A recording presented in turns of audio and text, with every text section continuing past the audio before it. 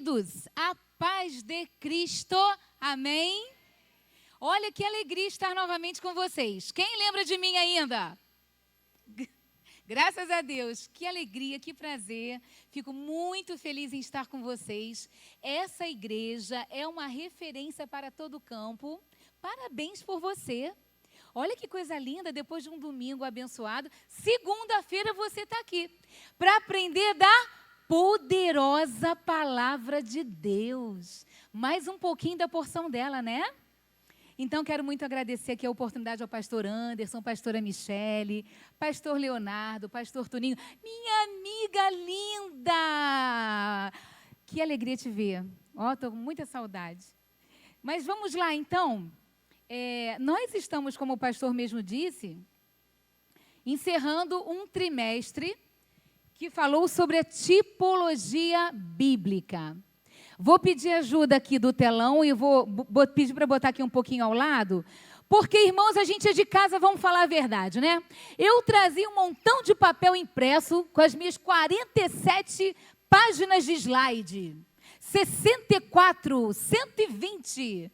Aí eu me perdi com tanto papel para passar. Eu não tenho aquele negócio bonitinho que o pessoal usa tablet, né? Aí vai girando o dedo assim, ó. Bonito, né não?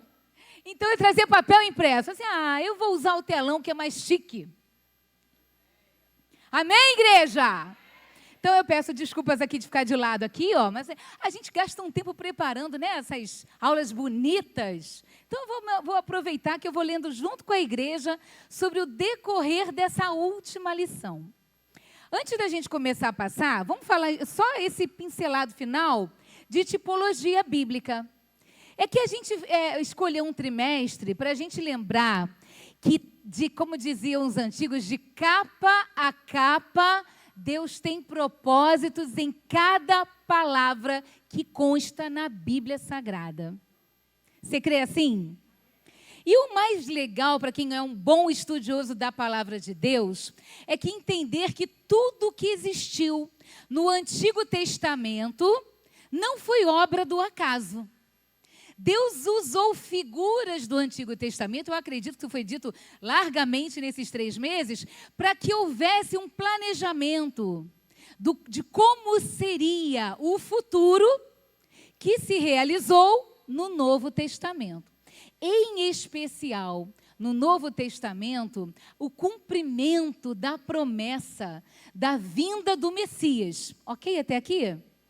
Porém, o Messias que voltará uma segunda vez, nesta primeira vinda ainda não foi definitiva.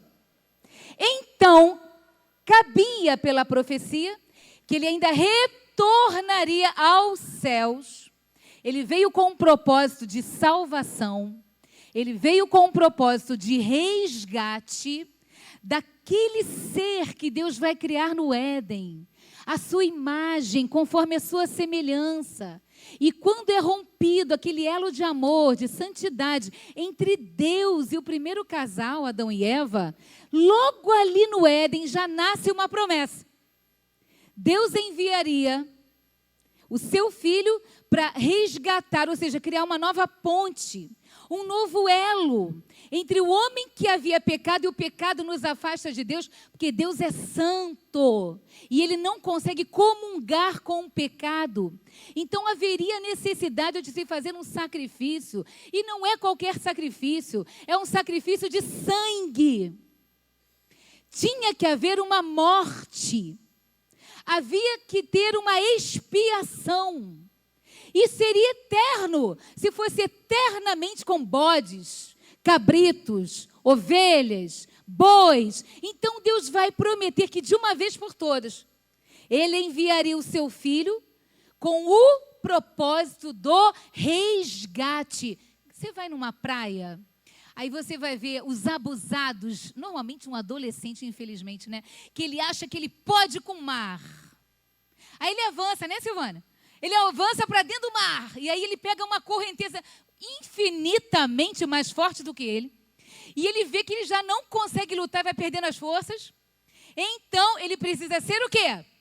Resgatado. Somos nós no lamaçal do pecado, sem forças, desistindo diante de um mar o mundo, mas Deus nos olha com uma lupa no meio desse mar e providencia um bombeiro, aquele fortão, ou então com um jet ski, que ele vai lá no meio do mar do pecado e nos resgata. Esse era o projeto, olha que lindo. Mas o projeto não para em Cristo. Isso que é o mais lindo de tudo. Nesse trimestre, o projeto, gente, ele é temporário nesse sentido. Não é definitivo. Jesus não veio para habitar na terra. Não ainda. Porque ele virá. E vai ser em definitivo. Mas ainda não era. Então, cabia que o Senhor voltasse ao seu trono, mas já com o resgate realizado. Porém, tem que haver aqui, no lugar do Deus dos deuses, do Senhor dos senhores, alguém que o representasse na régua aqui em cima. Tem que haver na terra alguém que substitua o próprio Deus. Não, o Espírito Santo desce, porque ele é Deus. Mas um representante de Deus. Quem? Você e eu. Representantes desse poderoso discurso, não só um discurso, deste poderoso resgate. Alguém que Deus dotou de autoridade. Quem? A Igreja de Cristo na terra. Então, esse é o lindo da tipologia. É saber que aquilo que aconteceu lá atrás, hoje, em 2025, ainda acontece. Através de quem? Da palavra sábia de uma irmã que está evangelizando alguém da família. Através de uma garota que trabalha numa empresa, ainda que ela seja quietinha, ela evangeliza ao pé do ouvido alguém, uma alma que está sendo tratada para um resgate de salvação.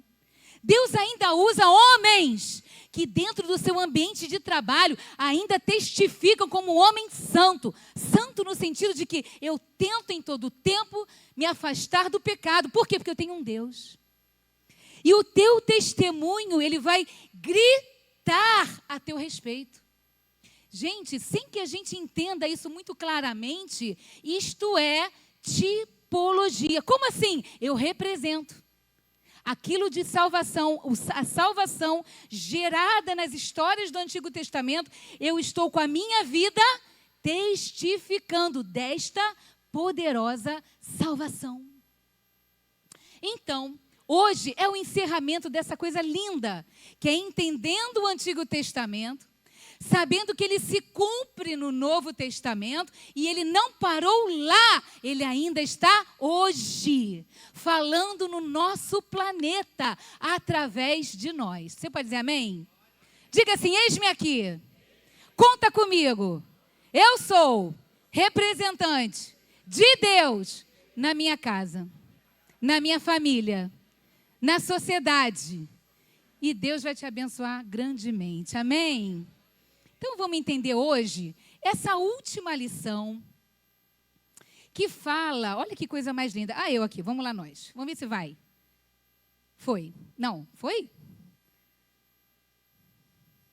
Ó, pastor, é eu, pastor. Não foi. Alguém passa para a gente? De pós? Deixa eu ver se vai. Não, mas não foi, gente. Estou tentando, mas não vai. Coisas, não sei, nunca dá certo com as meninas, né? Com os garotos sempre dá certo. Com as meninas... Ei, Glória! A ele que passou. Ah, tá. Apontar para lá. Então, vamos tentar de novo. Ó. Foi, que lindo, obrigada. Agora foi. Então, vamos lá. Nós já lemos aqui, gente, o texto bíblico básico. Vamos ver se vai. Ah, que bonitinho, olha. O pastor já leu, Leonardo, sobre 3 ou 4 lindos textos selecionados para a gente falar desta última aula. E essa última aula, ela vai falar justamente disso, de nós representantes de Deus. Então, nós estamos falando de moradas divinas, que antigamente eram tipificadas por tendas no deserto. Depois vai ter uma melhoria, vai virar um grande templo. Depois vem a parte mais excelente de todas. Essa moradia divina vai ser o próprio Jesus Cristo. E aí vem a continuidade dela, que somos nós, igreja do Senhor. A gente vai encerrar o trimestre falando, então, de que nós somos morada de Deus. Amém? Deixa eu fazer uma vírgula de novo. Meus irmãos, isso é muito interessante. Veja, o Senhor vai nos indicar uma coisa, vai nos orientar. Quando você estiver diante de um pecado, e Satanás sabe onde nos tenta, não é verdade? Se você é sanguínea, tem alguém que vai pisar no teu pé, o que você vai fazer? Não vai abrir a sua boca, não vai reagir. Isso é um baita desafio para quem é sanguíneo. Quem é sanguíneo aqui? Você concorda, minha irmã? A gente que é mulher, então. Meu Deus. Eu almocei domingo com uma sanguínea. Oh, que beleza. Adoro falar de sanguíneos. Igual a mim, igual a Pedras. Nós somos Pedros, né, representados como mulher, né? Aí eu almocei com uma sanguínea. A gente foi conversando, rapaz, mas a gente tem que desenvolver o fruto do Espírito. Temperança, paz, longanimidade. Silvânia, longanimidade. Você quer matar, irmão, esgoelar aquela pessoa, mas você é o que? Crente, Senhor. Me trata, Jesus, me trata. Fruto do Espírito. Para o sanguíneo é muito difícil, mas com o fruto do Espírito Santo trabalhando em você, você vai aprendendo a confiar no Deus que faz justiça por você. Porque do momento que você entra, o Espírito Santo sai. Por que eu estou contando isso? Porque nós entendemos que quando o diabo coloca um embaraço na nossa frente, ele não bota qualquer um, porque ele nos sonda, né? Conhece aquilo que nos tenta, de verdade. Não vai botar qualquer coisa. Vai botar aquilo que tu pode cair, mesmo, tropeçar. Você concorda? Só que a Bíblia vai dar um alerta. Para o pecado. A Bíblia nos chama a atenção. Fugir da aparência do mal. Então eu não posso brincar com a aparência do mal, porque eu sou representante de Deus na terra.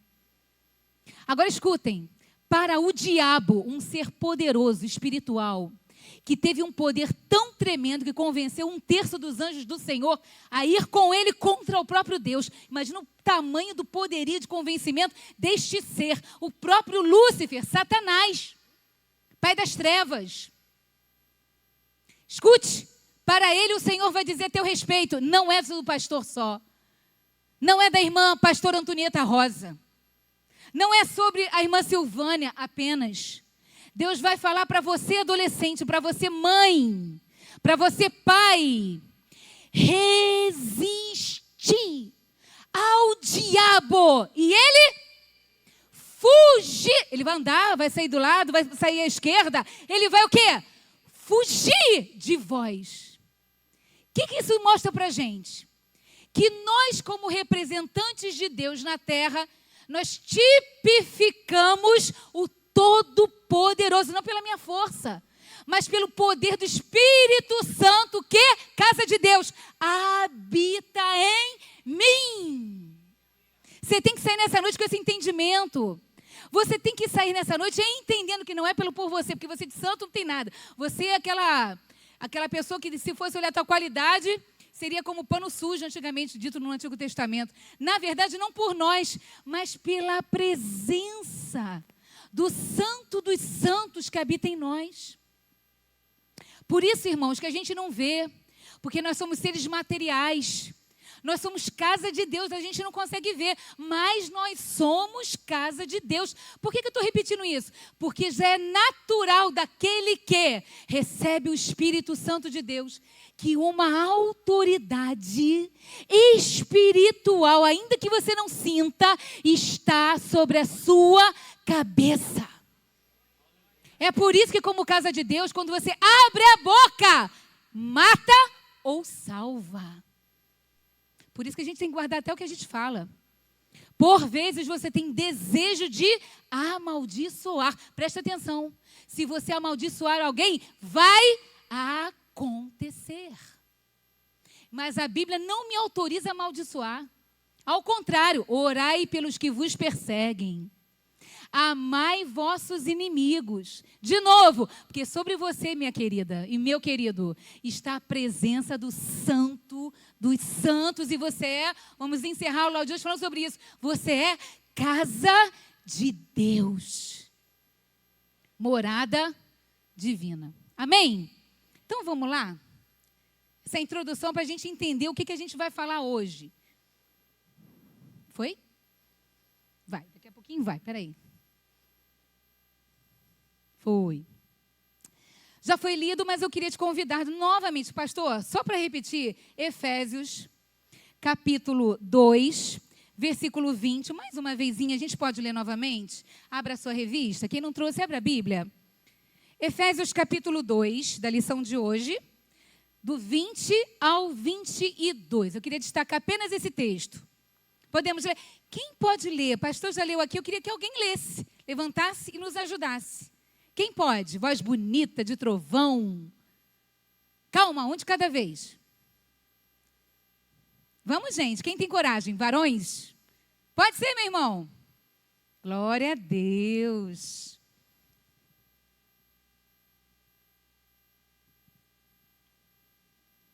Edificado sobre o fundamento dos apóstolos e dos profetas, de que Jesus Cristo é a principal pedra da esquina, no qual todo o edifício bem ajustado cresce para templo santo do Senhor, no qual também vós juntamente sois edificados para a morada de Deus no Espírito. Obrigada. Salva de palmas para o nosso irmão.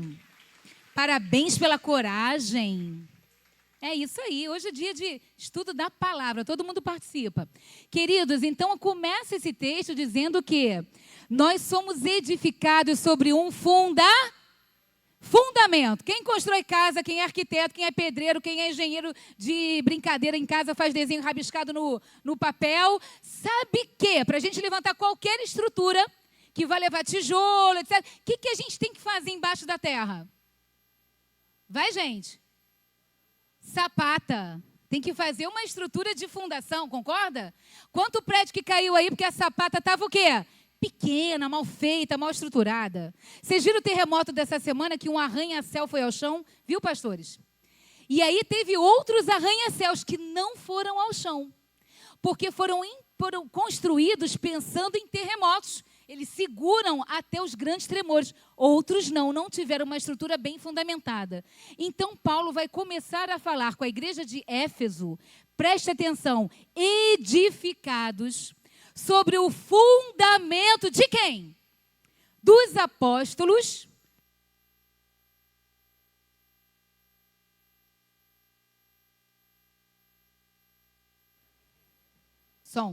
Dos apóstolos, Novo Testamento, e dos profetas, Antigo Testamento, ou seja, sobre toda a palavra liberada.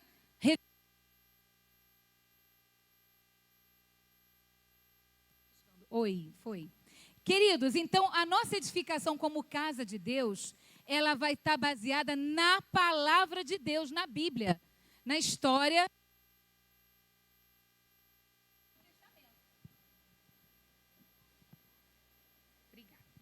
Então, vamos lá. Se é contada por profetas no Antigo Testamento e no Novo Testamento, é lá que a gente vai aprender, então, sobre a aula de hoje.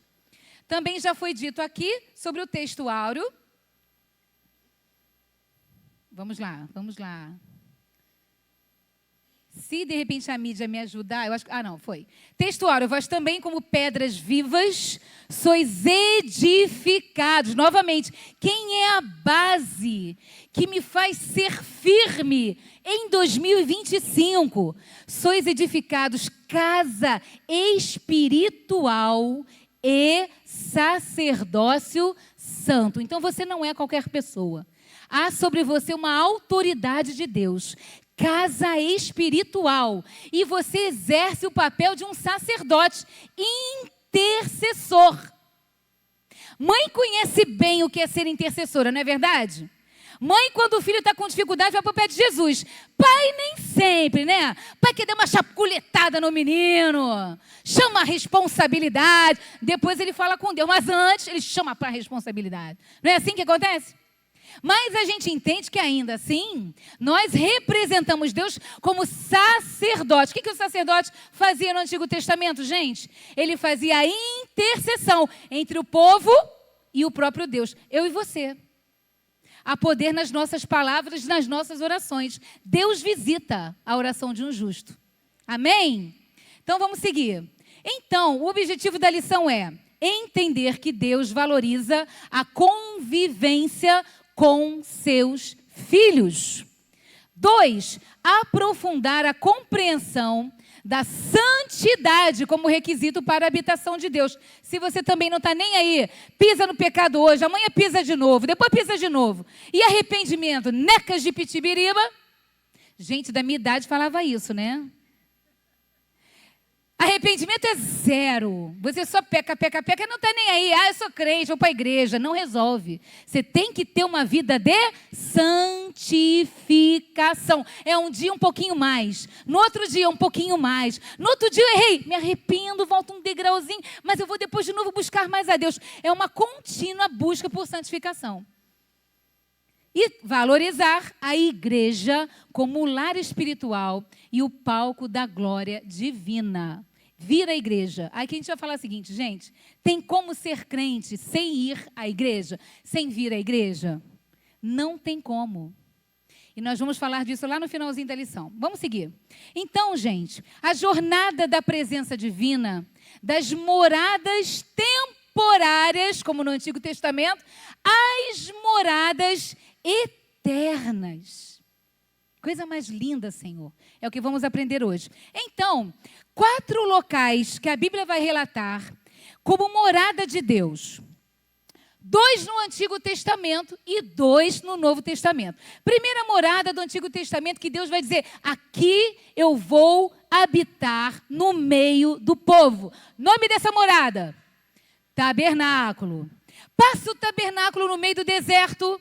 E era com tendas, mas a gente vai falar dele, não era qualquer coisa não. Para o lugar que tinha, para o tempo que era, da maneira como se convivia, ali, meus irmãos, era um palácio. Deus nunca fará a sua casa de qualquer maneira. E nós, vamos dizer, eu vou falar essa aula toda, nós somos casa de Deus. Amigo, quando tu vira casa de Deus, esquece.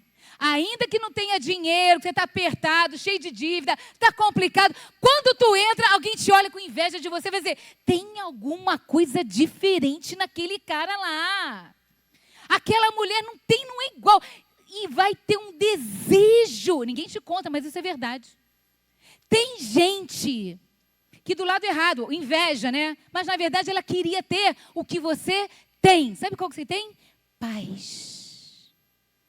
Ainda que você esteja vivendo em tribulação, ainda que você viva em luta, dentro de você tem outra palavra, esperança. Quando você pega um cara que não crê em Deus, não tem fé, não sabe o que vai fazer do amanhã, o que ele nunca vai ter? Paz. E o que ele não consegue produzir? Esperança.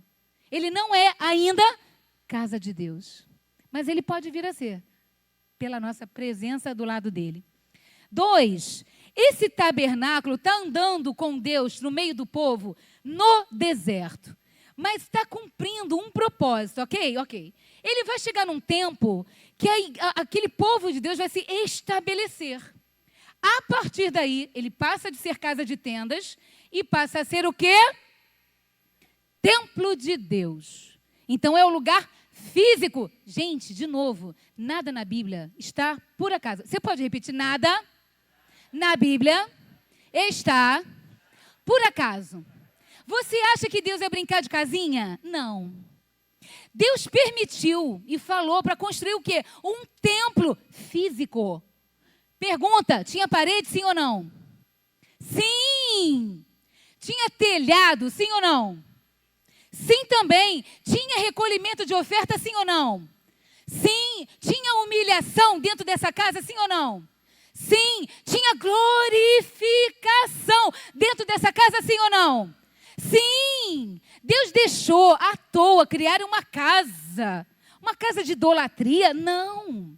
Uma casa física? Sim. Quero que você entenda isso aqui. Tem um ditado de muito coach, famoso na internet que quer te dizer que você é igreja de Deus. E como igreja de Deus, você não tem necessidade de estar na casa de Deus. Isto é uma mentira do diabo. Anota aí. É do diabo.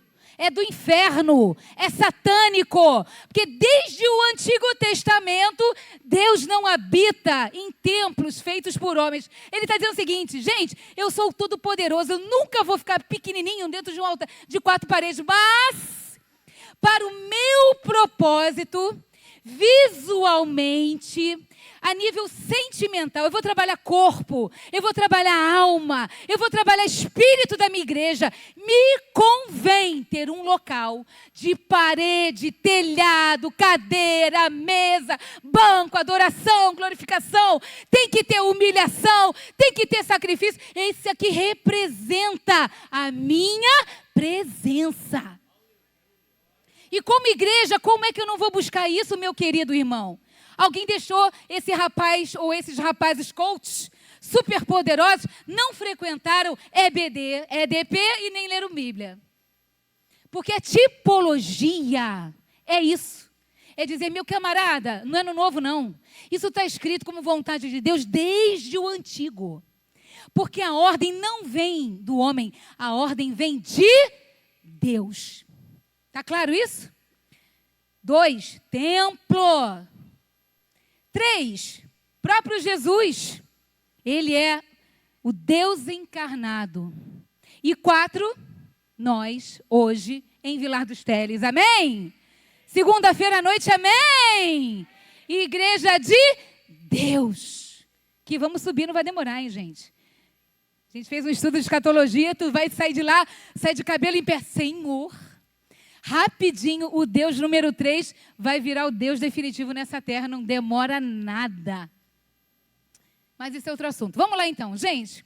Então as moradas divinas, de tendas e reinos celestiais, são 4 espelhos que Deus nos dá para entender que Deus faz questão de morar com o seu povo no meio deles.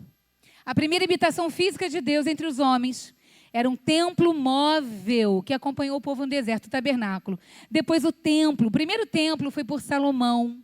Depois a vinda do Cordeiro de Deus, o próprio Deus habitando entre nós.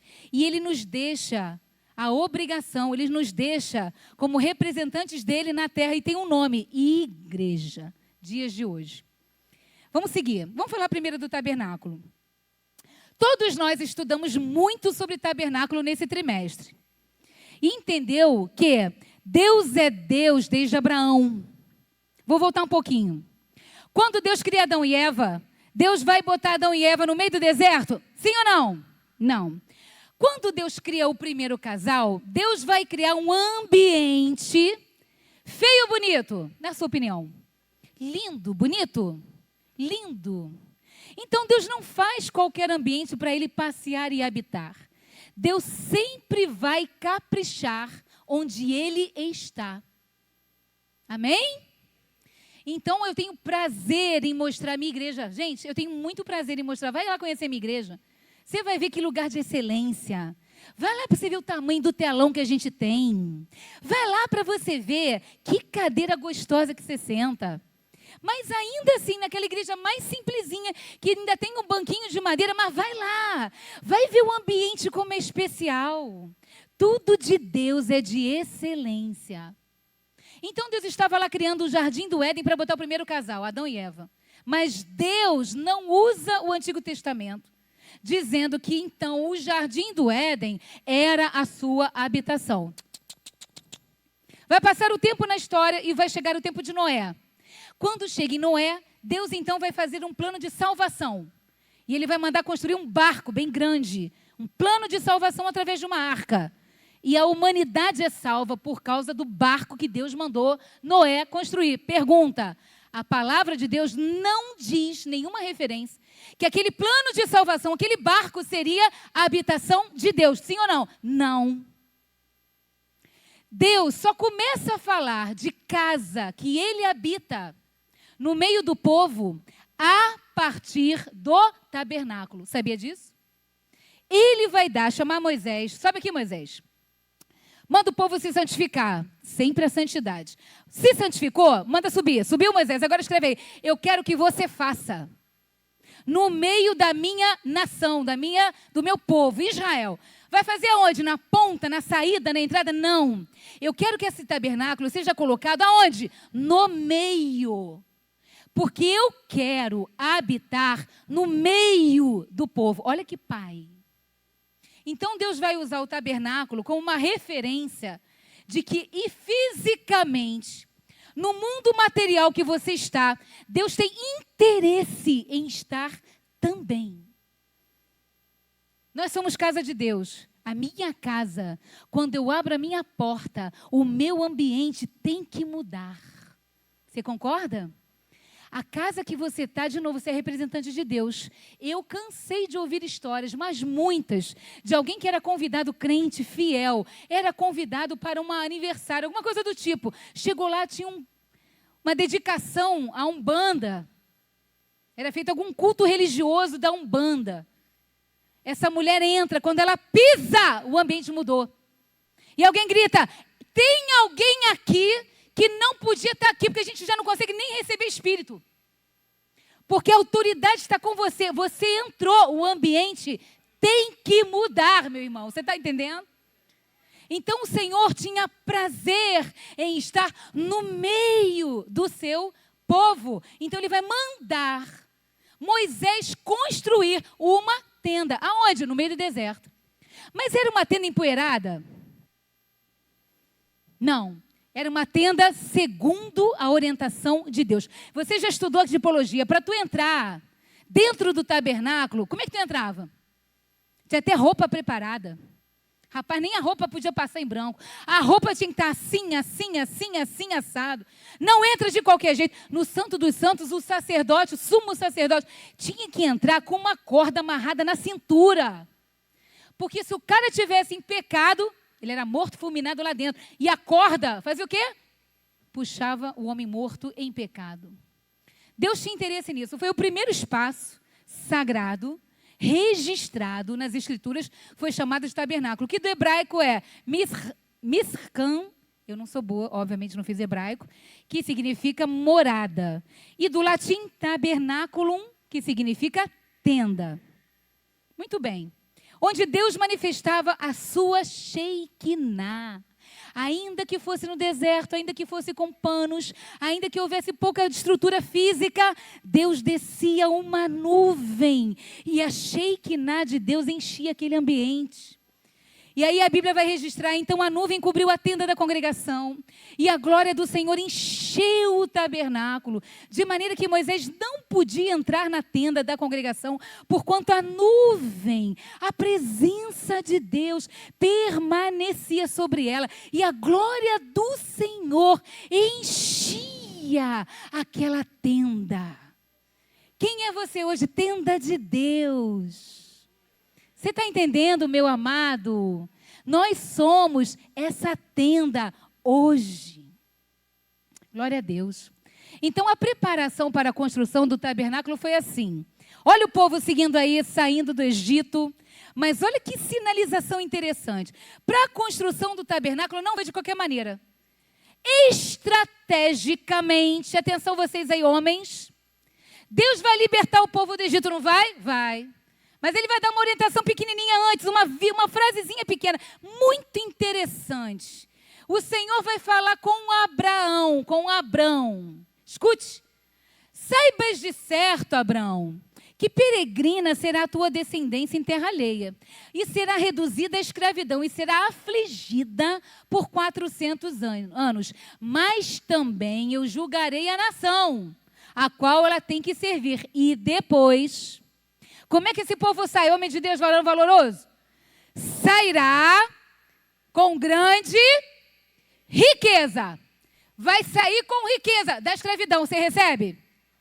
Olha que tudo aqui é profético, meu irmão. Tudo aqui é profético. Você está vivendo um tempo de aperto, de dor, de escassez. Você está achando que está no meio do Egito. Olha a palavra, você vai sair do Egito com riqueza. Deus vai te honrar, te abençoar. Em nome de Jesus, o teu sacrifício não é vão no Senhor. Muito bem, esse povo sai com riqueza. Por quê? Porque quando foi construir o tabernáculo no meio do deserto, Deus não queria um pano qualquer.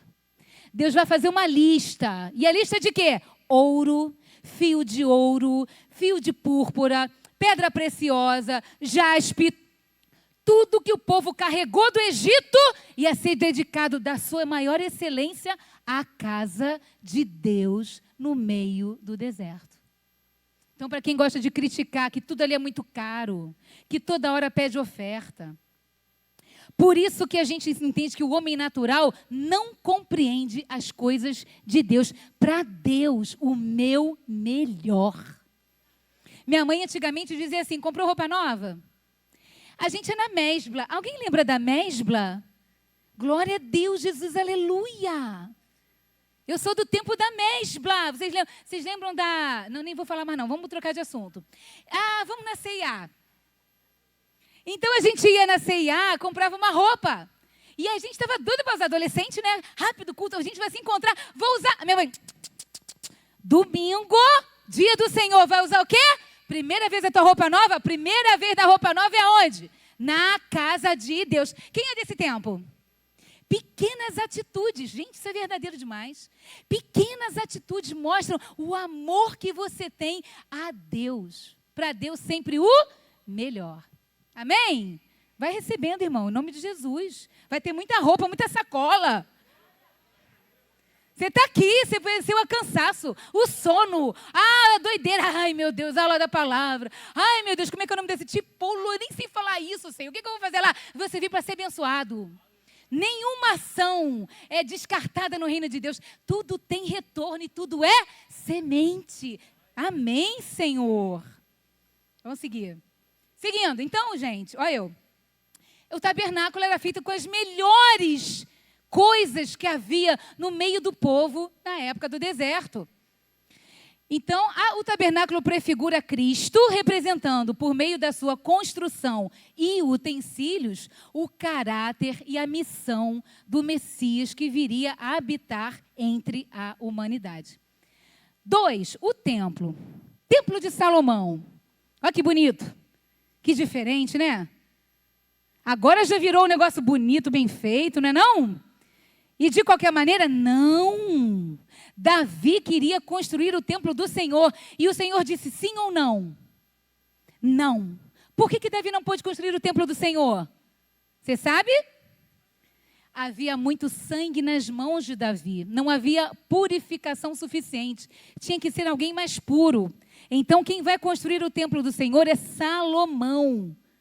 E Salomão vai fazer com a Bíblia, é porque hoje não dá, depois você lê com calma sobre isso aí. Ele vai pedir ao povo, e Davi vai ser o grande incentivador. Ele vai separar tudo de riqueza, ouro, pedra preciosa, prata, tudo que Davi tinha da riqueza dele pessoal. Ele vai mandar o povo separar tudo que era necessário, madeira de qualidade, para levantar o templo ao Senhor. Gente, coisa mais linda, eu me lembro da inauguração da nossa sede número 900. Eu me lembro que eu estava lá vibrando com a minha pequena oferta que eu dei para comprar aquele templo novo, para levantar aquele templo. Eu estava vibrando, mas mais bonito do que isso era quando eu estava na Honório Bicalho, adolescente, solteira, e a gente ia comprar o primeiro terreno na rua Montevidéu. Era coisa de milionário, ninguém tinha capacidade. Mas aí chegou lá um garoto jovem, ainda jovem, de bigodão. Primeiro, pastor, tem problema não que a filha dele me falou, eu falo também, bigodão, ele vai fazer o primeiro levantamento de oferta grande para a nossa igreja, a primeira vez. E eu lembro dele pregando, pastor Silas, pregando, gente, a gente quer comprar um terreno, mas não é qualquer terreno não, é lá na Montevidéu. Aí os incrédulos, ai, na Montevidéu, que a gente está aqui na Honório Bicalho, rua sem saída, pequenininha, como? Mas Deus levanta homens de fé. Pastor Silas levantou uma oferta. Gente, que alegria! A primeira grande igreja da ADVEC. Você tem que viver isso, irmãos. Eu tenho prazer em entrar numa igreja dessa. Olha que coisa mais linda. É sua, meu irmão. É para a glória de Deus. Para Deus sempre, diga, melhor. Você pode dizer amém? Amém? Eu não vou ler porque a gente vai correr, mas assim, a preparação do construtor. Vou ler só esse aqui. Não, vou ler o outro. Opa, vou ler. Olha aqui, tá bonito por dentro ou não tá? Prata, bronze, ouro, pedras preciosas, tudo do bom e do melhor que Salomão colocou lá. Gente, que coisa divina! 1 Crônicas vai dizer, e disse mais o rei Davi, a toda a congregação de Salomão, meu filho, o único a quem Deus escolheu, é ainda moço, é tenro em idade, Salomão. E esta obra, ela é grande, porque não é o palácio para homens, mas para o Senhor Deus. Tem que ter esse entendimento aqui, gente. Onde é que a gente é dividido? Escute aqui, igreja. Onde está o limite que você de verdade serve a Deus ou não? Essa régua aqui tem que medir. O que vai dentro do teu pensamento, só o Senhor sabe. Não precisa contar, não. Quantas vezes são levantadas ofertas dentro da casa de Deus? E o homem, por ser mais racional, critica. Porque não concorda com essa quantidade toda de oferta. Podia fazer outra coisa. Parece quando fizeram isso com aquela mulher que quebra um vaso de alabastro com um unguento muito caro. E ela vai derramar os pés de Jesus. E ela chora com os cabelos, ela vai secando os pés de Jesus e derramando aquele unguento caro. E aí um incrédulo apóstolo andava com Deus, frequentava os mesmos ambientes que o dono da vida. E vai levantar uma frase horrível, dizendo, que perda de dinheiro. Podia ter usado esse dinheiro para abençoar os pobres.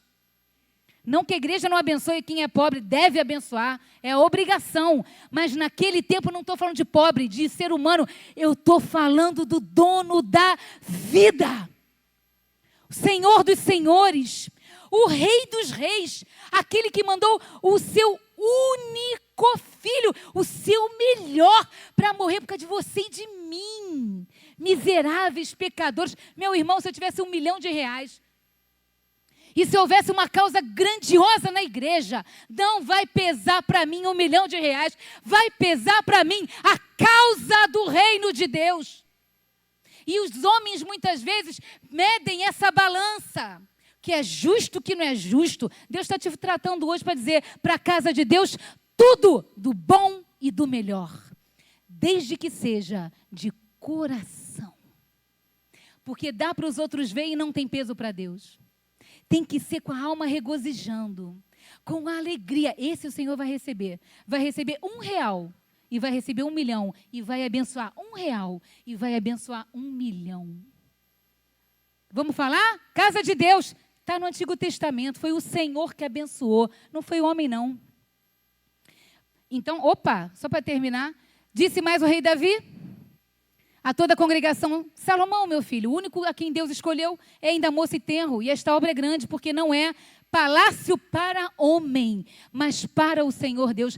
Eu, pois, com todas as minhas forças, já tenho preparado para a casa do meu Deus, ouro para as obras de ouro, prata para as obras de prata, cobre para as obras de cobre, ferro para as de ferro, madeira para as de madeira, pedra de ônix, e as de engaste, pedras ornamentais, pedras de diversas cores. Olha a paixão de Davi pela construção da casa de Deus, gente.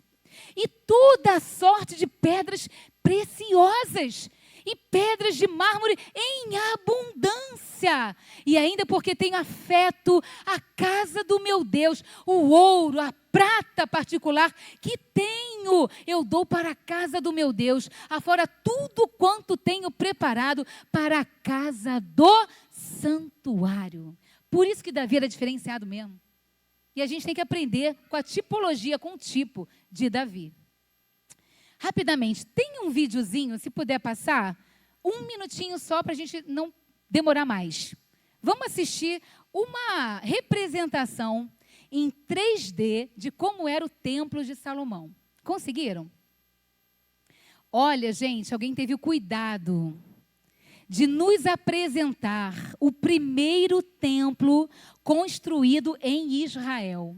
Olha que coisa tremenda. Gente, naquele tempo não tinha guindaste. Pensou nisso?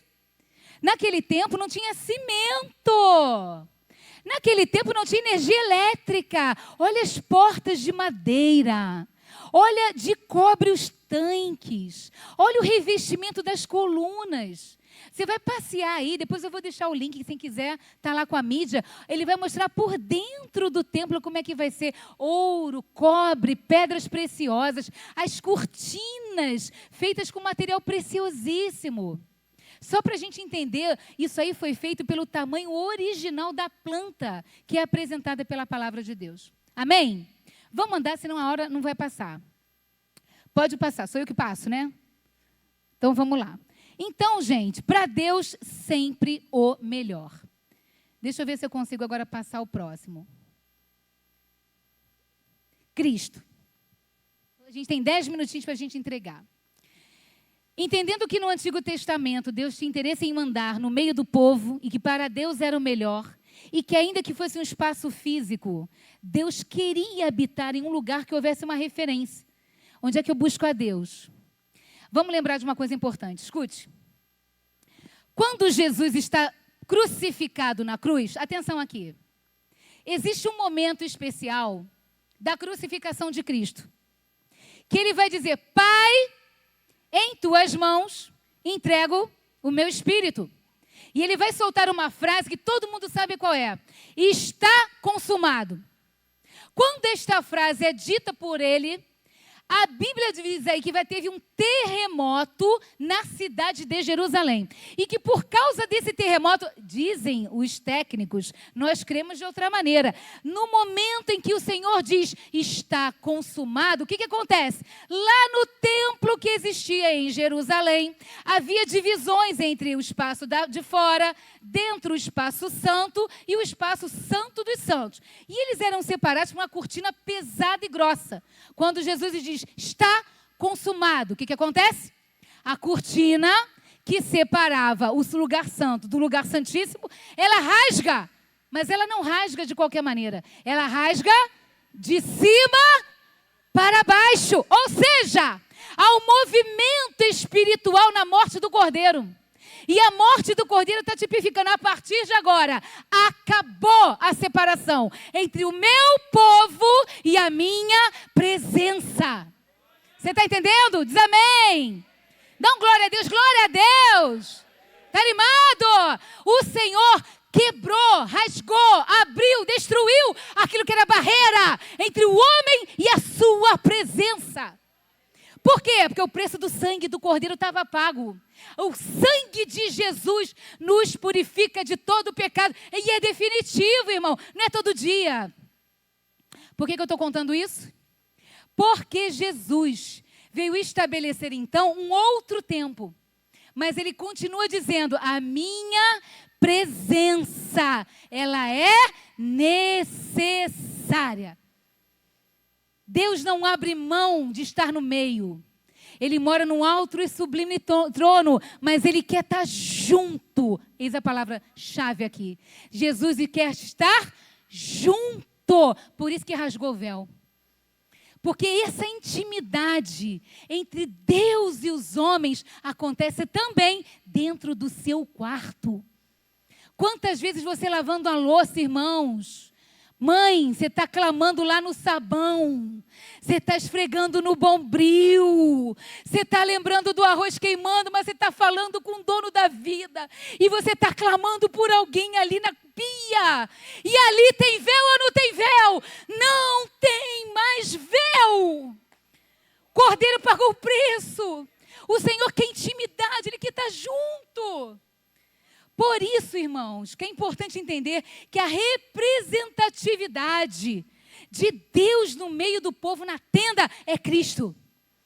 Que Deus com glória e louvor no meio de Israel é Cristo. E é por isso que o judeu faz tanta questão de que o terceiro templo seja construído.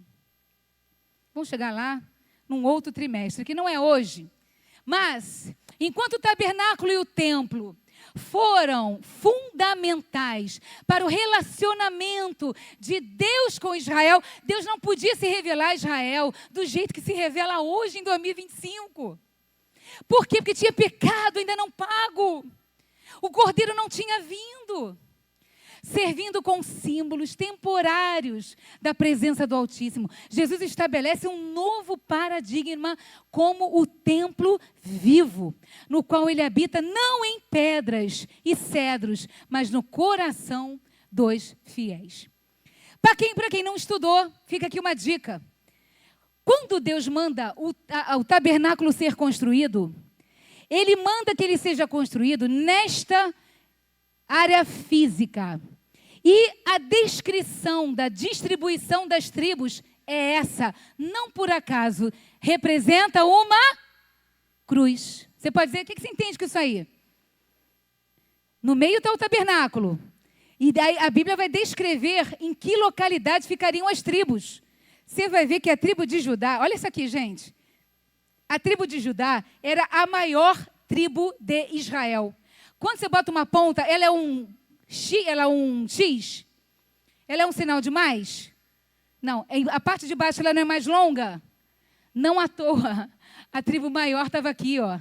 E dá continuidade com a de Issacar, e dá continuidade com a de Zebulon. Ou seja, Deus está mostrando, atenção, isso é por enquanto, tá? Porque vai chegar um que vai romper de vez a intimidade que estava bloqueada, vai abrir. E ele vem para morrer numa cruz. Olha que coisa mais linda, gente. Quem gosta de estudar a Bíblia aí, levanta a mão. Coisa mais linda. Olha que vocês viram também essa figura nas aulas que passaram aqui. Preste atenção que a descrição de como os tipos de material usados no tabernáculo, como é que eles representavam Cristo na cruz. Não é lindo isso?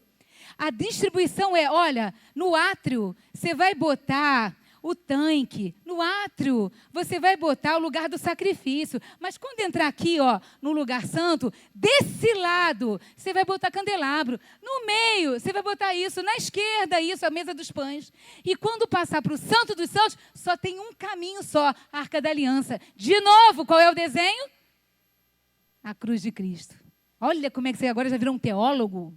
Rapaz, você vai discutir até com um judeu. Eu, quando for Israel, ele que me espere. Ele que é um judeu. Que eu vou mostrar para ele, tem cá teu tempo que eu vou te mostrar a cruz de Cristo ali. Aí tu vai bater boca lá na cidade de Jerusalém. Amém, Senhor, amém. Vamos seguir. Gente, e Jesus veio pelo sacrifício maior. Resgatar a tua vida e a minha. E nós, pela palavra de Deus, somos chamados casa de Deus. Você é a casa de Deus aí, meu irmão? Acorda aí. Glória a Deus! Casa de Deus está viva aí! Ô glória! Nós somos casa de Deus, igreja do Senhor. E uma vez eu dei uma aula sobre a igreja de Deus, igreja de Jesus. Da onde nasce? Da onde nasce? Nasce de muitas coisas. Uma delas um diálogo entre Jesus e Pedro. Está lá todo mundo reunido de noite, a fogueira está acesa. Jesus dá uma passeada, dá uma espetada nos 12. Vem cá, o que o povo anda dizendo que eu sou? Aí, obviamente, todo mundo... Não, Senhor, estão dizendo que tu é Elias. Virou Elias, nasceu de novo, ressuscitou. E aqui tu é um profeta. Aqui tu é isso, que tu é aquilo, que tu é... Óbvio que o sanguíneo Pedro... Pedra sou eu. O sanguíneo Pedro toma a palavra e vai soltar uma pérola. Do céu, mas depois do inferno. Mas nesse caso aqui foi do céu. Ele solta assim, Pedro vai dizer... Tu és o Cristo, o Filho do Deus vivo. E sobre essa declaração de Pedro, Jesus vai dar o rebote aqui, ó, vai dizer, atenção Pedro, disseste, quem disse não foi você, mas o Espírito de Deus que está em ti. E por causa desta tua afirmação, eu te direi, e as portas do inferno, sobre esta afirmação, eu edificarei a minha igreja, sobre o fundamento que é Cristo. E as portas do inferno, complete você. E as portas do inferno não prevalecerão contra ela. Olha o tamanho da nossa autoridade no mundo espiritual. João 14, 23 vai dizer, Jesus respondeu e disse-lhe, se alguém me ama, guardará a minha palavra, e meu Pai o amará, e viveremos para ele. E nós, Deus Pai e Deus Filho, faremos nele morada. Filho, quando tu está na faculdade, está chegando cansado da aula, e você está pegando o ônibus, ou a van, ou o Uber, o que você pensa mais na tua... Você está tão amargurado que você passou o dia todo só com o joelho e um caldo de cana. Aí tu olhou, teu bolso está vazio, mas tu está dentro do Uber, tu está chegando em casa na van. O que você lembra que você vai chegar e vai fazer o quê? Alguém diz?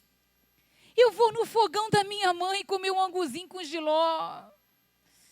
Eu vou lá atrás de um feijãozinho quente, bem com bastante alho, um baconzinho. Ai, minha mãe já me ligou, deixei o arrozinho quente, cadê você? Ai, Jesus, eu quero aquele arroz e feijão. Quem já passou por essa experiência aqui? Gente, eu vou levantar as duas mãos. Canso de dizer, eu estou num restaurante, tudo que eu não quero é comida do restaurante. Tudo que eu quero, pastor, é comida da minha mãe. Ai, aí minha mãe, passa aqui para pegar o Guilherme, mas dá uma subidinha, que eu fiz jiló com berinjela. Ai! Irmãos, é 11h30 da noite, esgotada, cansada. Tu acha que eu vou para casa sem comer jiló com berinjela? Fala sim ou não? Claro que eu vou comer jiló com berinjela. O que isso tipifica? Casa de pai, casa de mãe, ambiente gostoso, comida quente no fogão, alimento da alma. É onde de manhã cedo eu vou passar a tomar um cafezinho, vou chorar minhas mágoas todas com a minha mãe. Ela vai me ouvir calada e ainda vai soltar um conselho do céu para me animar. O que você é na terra, meu irmão, nessa segunda-feira? Você é casa de Deus, morada do Todo-Poderoso. Para quê? Para alimentar tua família, alimentar teu amigo, alimentar quem te pede socorro, homem de Deus. Ó, varoa valorosa. Você pode dizer glória a Deus? Tô acabando. E que consenso tem o templo de Deus com os ídolos. Porque vós sois o templo do Deus vivente. Como Deus disse, neles habitarei. Senhor, habita em mim mesmo, Senhor. Não olha em perfeição, não. Pensamento ruim, tem misericórdia. Mas habita em mim, Senhor. E entre eles eu andarei. Você pode dar glória a Deus? É você, gente. E aí a gente toma cuidado, porque ainda que somos igreja de Deus, ainda que sejamos igreja de Deus, a gente tem que prestar atenção, porque igreja de Deus tem o quê? Azeite, presença do Espírito Santo de Deus. E eu estava dando uma aula, um estudo sobre escatologia 2 dias. Quando chegou na época do arrebatamento, a gente não tem como fugir dessa passagem. E há muito questionamento de teólogo, muitos. Senhor Jesus vai dizer... No tempo da sua vinda, estarão 2 no campo caminhando juntos, fazendo o mesmo trabalho. A mesma coisa, o mesmo ofício. Estarão 2 juntos no campo caminhando. Jesus vai dizer, um será tomado e o outro vai ficar. Estarão 2 dormindo numa cama. Um será levado e o outro vai ficar. Qual o percentual? 50% sobe. 50% fica. Isso é uma discussão teológica, não estou afirmando isso. Mas isso é bíblico. Significa que a diferença entre as 10 virgens é que só vão com o noivo quem tem azeite. Casa de Deus, nessa noite, em nome de Jesus, não é só bênção não. Tem que vigiar, tem que ter azeite, né, Silvânia? Tem que buscar, tem que orar, tem que jejuar, tem que clamar, tem que conhecer a Bíblia, que a Bíblia gera avivamento. Ou seja, nós estamos aqui para nos prepararmos. E Apocalipse vai dizer, regozijemo-nos, alegremo-nos, demos-nos glória, porque vindas são as bodas do Cordeiro e a sua esposa, eu e você, já se apresentou. Nós já falamos aqui dessas diferenças em Cristo, na igreja.